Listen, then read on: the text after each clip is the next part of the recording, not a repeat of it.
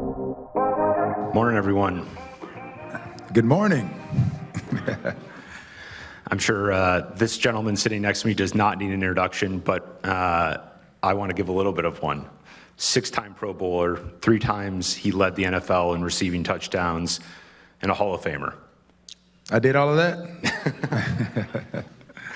Thank you. Appreciate it. Thank you guys for having me. I hope you guys have had a great morning thus far. And so, I just wanted to be here to add to what you guys have going on and see if I can be of help and really share kind of some of my experiences and what I've gone throughout the course of my honestly unexpected 15 illustrious career in the National Football League. Yeah, that's truly amazing. You started, though, in a small town in Alabama. Yep, Alexandria City. Coming from Alexandria City, what did perseverance mean to you to make your way from a small town all the way to the NFL? At that time, I had no idea. Again, just growing up in a small town, honestly, I think around that time, probably like maybe 16, 17,000 people. I was raised by my grandmama and my mama. My dad grew up right across the street. If you look at the back of that room, that was equivalent to right across the street where my dad lived. And so when you think about perseverance, you think about what I just shared with you, that was something that I had to grow up and truly understand the dynamics of what was going on, because at that age, in between 10, 11, 12, I had no idea who my dad was. And so understanding, growing up in Alabama, my mom, my grandmama, growing up in that segregation era, where they had to pick cotton and things of that nature. You talk about perseverance and what they had to endure. That kind of speaks volume. This kind of speaks into really kind of what I had to go through, watching them and understanding and learning what they had to go through. Yeah, and your hometown means a lot to you, and where you came from means a lot. You talk about when you were inducted into the Hall of Fame, right. You chose the University of Chattanooga. Right. What did that mean to you to have it in Chattanooga versus Canton? I think if anybody followed my career, statistically, when I last played my last game, and obviously you have 5 years to be inducted, and so we're nominated. And so in 2016, I was nominated. And where I stood statistically, I was second, third, fourth, fifth all-time behind the greatest receiver of all time in Jerry Rice, who I played alongside in San Francisco. And for whatever odd reason, I think people know, I didn't get inducted. And then 27 came about. Again, I'm still second, third, fourth, all-time statistically in those categories, and I did get inducted. And so for me at that point in time, I felt I went from disappointment to being disrespected. So you think about what I just mentioned about my grandmama, picking cotton, and her family, her mom and dad picking cotton, and what they had to go through. They had to work. They had to earn their keep. And so for me, what I did, and I stepped on that field, I earned what I felt like I was supposed to do in getting nominated and inducted into the Hall of Fame. It didn't happen the first time. It didn't happen the second time. And so, like I said, it went from being disappointment to disrespected, and I felt like I earned the right, and I deserved the right to be into the Hall of Fame as a first ballot Hall of Fame, and that didn't happen. So I took it upon myself to really just talk with my family and friends, and I understood the dynamics of kind of where we were as a National Football League. I kind of look back at where I came from in Alabama. I went to small school in UT Chattanooga. And I'm like, man, this is what I put into the game, and I should be rewarded for that. And so it meant a lot for Chattanooga, honestly, to be receptive, for me really approaching them and asking them if I could do it there. And again, like I said, it wasn't really meant to be in a disrespect, but for me, I'm a person, I want to be where I'm wanted and where I'm welcomed. And obviously, like I said, with my career stats, I think those things spoke for itself, and for them not to really take it upon themselves to really delve in and see that what I did on the field, it should have been first time go around, and that didn't happen. Yeah, I agree with that. You were definitely snubbed in the first round. So, and for those of you who haven't seen it, he gave a very passionate Hall of Fame speech in 2018. It's truly incredible to watch. People should take a look. Now I want to talk about something that I believe that you said on CBS about a week ago. For those of you who didn't see it, Terrell said he can still play in the NFL and take about 25 snaps a game and could be a terror in the end zone, right. Which, if you look at him right now, I don't think any of us would disagree. But let's talk about the discipline that you had when you were playing, the discipline that you kept today, staying in shape, keeping your mind right. What did that look like during your NFL career to make sure that you were ready to play every season? It was something that I kind of adopted along the way. Not being highly recruited coming out of high school. I had University of Alabama and Auburn University right there in my backyard. And when I grew up, I think if I wanted to be anything, my dream was to play for the University of Alabama Crimson Tide. I didn't have the skill set, the ability to do that at that time. Obviously, like I said, wasn't able to get to Auburn. They didn't recruit me. But when you think about my career playing at UT Chattanooga, really didn't play a lot in high school. Went to Chattanooga, didn't really play entirely a lot until like my sophomore year. My sophomore year was sort of like my breakout year. Got in the weight room over the summer, got bigger, faster, stronger, ended up scoring 4 touchdowns against the Marshall Thundering Herd. I think it was like early October. And that was kind of the stepping stone for me, and I saw really kind of what I could do on the football field. And then again, that boosted my confidence. And then, like I said, things just kind of unfolded there. I played basketball as well at Chattanooga. And then when we think about, I always talk about 3 Ds. When we talk about discipline, I always talk about my 3 Ds, and discipline obviously is one of those Ds. There's desire, there's dedication, and obviously the word you mentioned is discipline. Everybody has a desire to be or do something in life. I mean, you're sitting here this morning, you got up for whatever reason, you went to school to be where you are today. That was your desire, to dedicate yourself to your craft, to your occupation. But as it relates to, specifically for athletes, we have a desire to play a sport, whatever that may be. The dedication, that kind of naturally comes with whatever sport you're playing. But to separate yourself, to be in the class of the elite, to talk about the greatest, when you think about every sport respectively, whether it's baseball, basketball, swimming, whatever the case may be, there's only a handful of great ones that they always mention in every sport. And why is that? When you talk to their peers, you talk to their coaches, and if you can see with your own 2 eyes, there's something unique and innate about those athletes that separates themselves. And it's the last word, discipline. And I had to learn that. I saw that. I witnessed what greatness was in that locker room as a rookie in 1996 with the San Francisco 49ers. I saw the Jerry Rices. I saw the Steve Youngs. I saw the Merton Hanks, the Tim McDonalds, the Harris Board. Like, I saw that.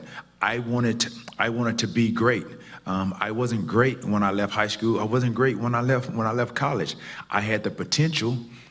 The teams that drafted me, they saw the expectations I had of myself.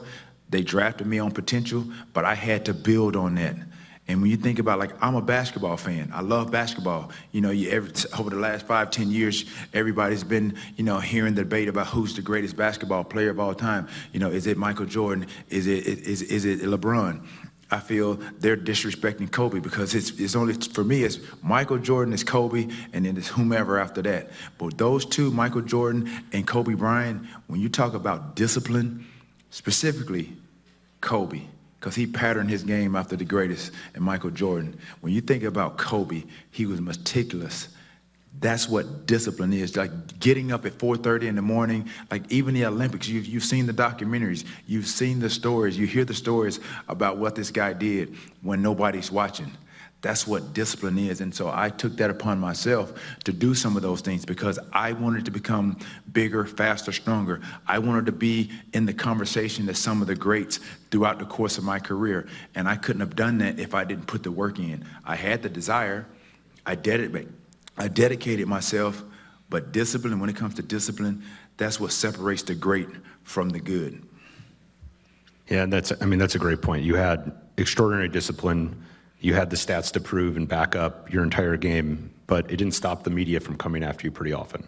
How did you use that criticism from the media that felt like it was almost a constant pressure on you throughout your career. How'd you use that as fuel for continuing to push yourself further? Man, I leaned on my faith. Growing up in Alabama, going to church pretty much every Sunday. I was raised in the church, and faith is something that people underestimate. You have to really truly believe. It's not just going to happen because you say it. Faith is something that you truly believe that things are going to happen even when the outside world, and sometimes even yourself, you kind of internally doubt yourself. But faith is something that you believe beyond the measure of what you could possibly think. And my faith and some of the things that I endured, I leaned on that. One of my favorite scriptures and my grandmama's scriptures is Philippians 14. I can do all things through Christ who strengthens me.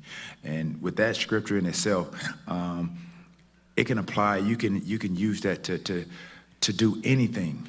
And that's what I honestly, truly leaned on. I also thought about my family and what they had to go through, and it paled in comparison with criticism that was coming toward me because I was being myself. I was being honest. When you think about my career and look back on it, I feel like I did. My grandmama would be proud of me on how I carried myself, I conducted myself. I've never been any issues with any run-ins with the law. But if you think about and you listen or you read, some of the tabloids, people would think that I would have a criminal record. But if you really truly believe and listen and take your own mind to really assess, who Terrell Owens is based on what they're saying, you can see for yourself that I'm a true person of character. Again, everybody's going to have opinions about individuals throughout the course of my career. I wanted to win.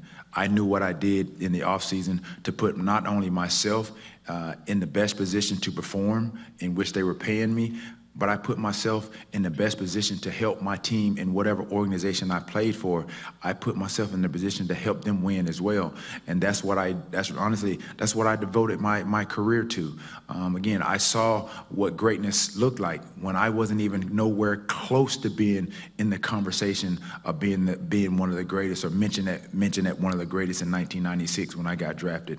But just think 15 years later, look where I am. I'm sitting here, I'm standing on this stage in front of everybody as a Hall of Famer. And sometimes, like I said, I speak to a lot of kids, and it's unfortunate sometimes we can sit here as motivational speakers, or we can pour into kids and say hard work pays off. In all honesty, sometimes it may not. It may not. It's just in football. That's just how the ball bounces. Sometimes you can put in all that work, and it may not. Your dreams may not come true, but it's somewhere throughout the course of all that work, it's going to pay off. It may not be in the area that you want it to, but it may be in another specific realm down the road where all the hard work will pay off. And speaking of that, you're a dominant player, a dominant personality. You talk about championship personality. Mm-hmm. You had some moments, though, where you played for some teams that were not as dominant. Let's take the 2009 Buffalo Bills. Right. What was it like going into the locker room? How did you be a great teammate to the rest of the team? And what did you think about leadership, given you were going into a team like that was struggling, didn't have all-star players, and you were a true superstar amongst the general NFL population? I think leadership comes with being vocal. I was sort of like, honestly, guys may laugh, but I'm more of an introvert. You may not believe that, but I'm more of an introvert. But when it comes to football, it's almost like I flip a switch. It's like being a Marvel hero, a comic. When you think about Superman, Clark Kent, you think about Spider-Man, Peter Parker, you think about Hulk, the Incredible Hulk, you think about David Banner. That's how I was. My comic, my Marvel would be T.O., and then obviously the human person would be Terrell. So when I stepped in those locker rooms, again, you talk about the teams that probably didn't have the expectations to probably win a Super Bowl at that time. But I came in and I stepped in, and they saw my leadership as far as how I approach practice. And how I approach practice is what you saw on game day. I practice harder than, that's why the games look so easy, because I pushed myself so hard in practice. And that was on the tail end of my career. And I know honestly I probably could have and should have played at least 3 to 5 more years. But I wasn't afforded the opportunity to, because of some of the things that you mentioned. Like I was criticized for being vocal, just speaking openly and honest about certain things and just standing on business, if you will.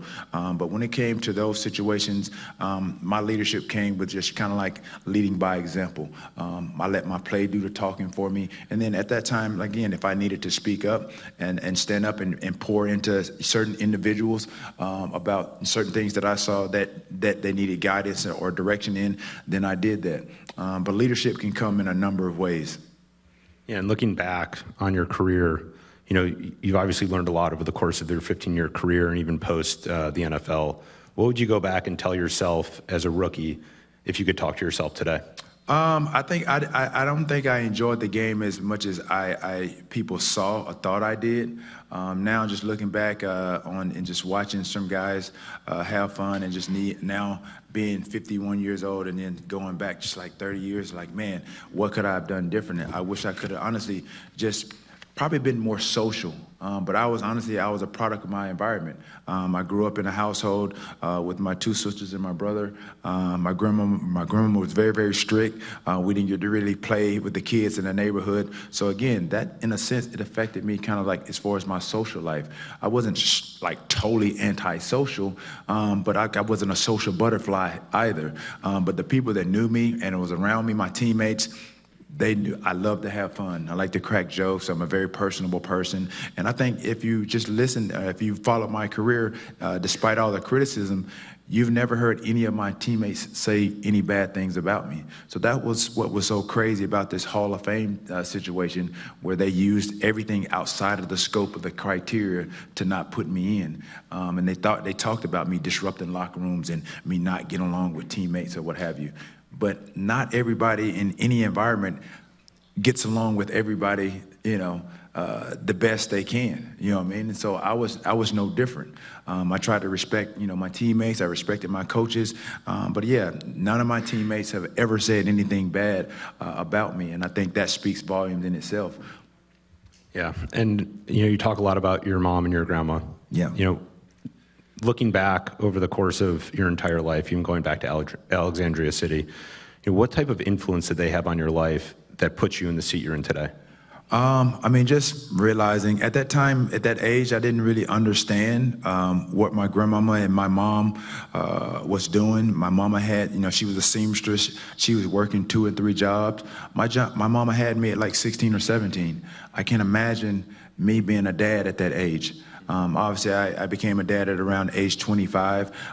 That was obviously a surprise to me. I wasn't expecting it, but I was thrust into fatherhood. And so for me to witness and see the hard work and the things that they had to endure, what I did was a blessing.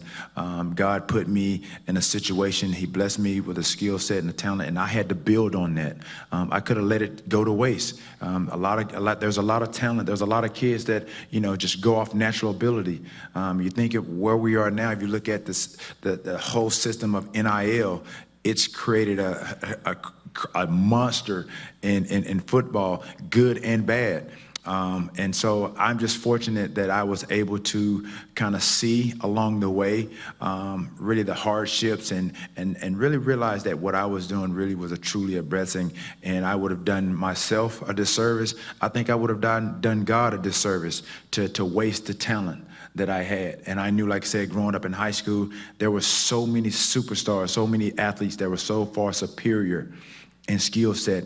And I played 4 sports. I ran track, I played baseball, basketball, and football. And in all those sports, I had enough talent to make the team. When I tried out, I made all those teams. But I didn't start until like my junior, senior year. I didn't even start at all my senior year in football. I only started like one or two games, and that was because the guy that was in front of me on a Friday night, he got sick during the course of the week, and I was able to start that Friday night, and that was my first touchdown. And when you talk about leadership, you talk about pouring into kids and coaching. Sometimes I think people ask me, would I do coaching? I remember that Friday night, and my running back coach, Coach Lassiter, who was the offensive coordinator, he came to me. He's like, "Yo, Ricky is sick. He's not gonna be able to play tonight." He said, "Do what you keep." He's like, "Do what you do. Do what you've been doing in practice." And he looked at me. He said, "You're gonna score tonight." I don't know how in the hell he knew that I was gonna score, but truly, I scored. I scored that night. I still remember the play. It was 591 comeback. I ran that comeback. I'll never forget it. I ran the comeback. The ball looked like I was gonna go out of bounds. I caught it. And then somehow I stopped, made the defender miss, and I went in and I scored a touchdown. I'll never forget that. And so for me, those are moments for me that really catapulted the course of my career and the trajectory that I went on. And so again, like I said, I'm just so proud to be in you guys' presence to kind of offer some of what I've gone through, because what I've done, obviously throughout the course of my career, is applicable to what you guys do just on a different level. Yeah, so let's change gears a little bit. Let's talk about what you're seeing in the NFL today versus when you were playing. What are the big differences you think between the 2025 league that we're currently watching this season and your time in the NFL? What's been the big changes you've seen? A lot of rule changes, a lot of protection of the quarterbacks. I thought it was protection when we was there. It's like you can't hit them with a napkin now, and it's a flag. Obviously, the rules. I mean, you've seen really kind of the inflation, the increase of yards by receivers because of some of those rules. They've taken advantage of that, and obviously some of their safety rules as well from a defensive standpoint. Obviously not hitting defensive players and things of that nature. And obviously concussions has been a big part of the change of the dynamics of the game. Yeah. So let's shift gears again. Let's talk about what you've been up to after the NFL. You started a clothing line. You've been very pickleball. You've been very involved in pickle. That's what I was going to say. Yeah, I took my pickleball hat off. It was just to be professional a little bit, but yeah, I'm all immersed into pickleball. Actually, a former league mate, Marcellus Wiley, introduced me around this time last year out in California. He converted his basketball court into a pickleball court, and he has this text thread of a lot of like business people, agencies in LA, and so somehow I got on this thread, and he's texting me for about 2 months to come play pickleball. So he has like different time slots that everybody comes and plays, and I was like, Marcellus, I'm like, I don't even know how to play pickleball. I said, I don't even have a pickleball paddle. And he's like, man, just come out and play, just learn, blah, blah, blah. So I'm like, all right. So I went to Target and bought at that time, went to Target. I went to the aisle where all the equipment was. I had no idea what I was looking at. I'm looking at all these paddles. I don't know what to get. I see Selkirk. I see Head. I see Yola paddles. I didn't know what to get. So I just got some medium range price paddle. The Ben Johns paddle, they were like $200, $250, and I'm like, I'm not that good. So I just got like a average price paddle, and I went and I played. And I got teased because of my paddle. They were like, what are you playing with? I'm like, what am I supposed to play with? So long story short, I ended up playing literally 3 hours, 3, 4, 5 hours. And I didn't know nothing about the rules, didn't know nothing about the kitchen, didn't know how the scoring went, none of that. Today, I might be an expert. I may be an expert at the game. But yeah, from that day on, I think and people ask me, am I addicted to it? I wouldn't say addicted, because as an athlete, you kind of look at it a little bit different. I saw it as a challenge. And I got invited to the Dallas PPA here last year with Dirk and a bunch of the pros or what have you. I had no idea who was who, but now I could have named you 5 pickleball pros. Now I know about a handful of them, from Paris Todd to Tyson McGuffin, Ben Johns, Hunter Johnson. I mean, there's a bunch of them. And so from there, the following week, I got invited to Puerto Rico for a golf and pickleball event. And might I remind you, this is probably like maybe the third time I've ever played pickleball. So I go to this event in Puerto Rico. They have this. They're paired with a celebrity and a person for charity, and I'm paired with this guy, and we have 4 games to play. And so out of the 4 games, like 3 of the games were like we played against a team of 2 women, and we got waxed. And I was mad. I was hot. And I knew it was for charity, but I was mad. I'm talking about livid. Like I had steam coming out of my ears because the guy came up to me. He's like, "Yo, I'm partnering with you." He was excited to play with me, and I'm like, he's like, have you been playing long? And I'm like, no, not really. So he's like, he's like, I know it's for charity. So he was talking my language, but I like to win. I'm like, cool. So I'm thinking he's going to carry us through the whole game. So we played these middle-aged women. They had to be like probably about, I would say, late 40s, 50s. And we played them, and they beat the stew out of us. And they had a cheering section. Every time they won a point, they were cheering. And that was eating me up. I'm talking about I was burning inside. So I left Puerto Rico. I was mad. So when I left and I got back to LA, I was looking for every pickleball court to try to figure out how to play this game. And I've been drilling. I've played with a bunch of pros and things of that nature. I got involved with a company, CPB, Celebrity Pickleball Bash in San Francisco, that I'm partnering with. And so now I wouldn't say I'm an addict, but I'm definitely immersed into the sport of pickleball. So that's my love. I'm in the process of creating some pickleball merch, in addition to my athleisure line, obviously from hoodies, joggers, crop tops, but I have some specific pickleball merch from like hats, scorts, and I've kind of endorsed and I'm going to promote and some of the junior PPA players as well. So I'm all dialed in. If you want to see some of my pickleball merch, this is not a shameless plug. Go to prototype81.com, check it out. And like I said, there's a bunch of, pickleball courts are popping up like 7-Elevens around here. 7-Elevens may not stand a chance. But yeah, I'm loving the sport. I'm loving the challenge of it. And it's very, very, very, very fun sport. And it's a dangerous sport as well. So if you play pickleball, I know some of you business people like to play and get out and do things. Stretch, hydrate. So I have a thing called drill, hydrate, play, and repeat. So drilling is a big part of learning the game. So that's what I've been doing with a lot of pros, just to kind of educate myself and become better at certain aspects of the game. So I have, I mentioned my 3Ds. I have 3Ds in pickleball as well. So if you're a pickleball enthusiast, you'll understand when I say these 3Ds. Drives, drops, and dinks. Those are my 3Ds for pickleball. Well, we're looking forward to seeing you in the top 25 players in the pickleball. Oh, I'm coming. Believe me, I'm coming. I'm looking. Honestly, that's really my focus right now is honestly to become a pro in pickleball. We're looking forward to it. Thank you.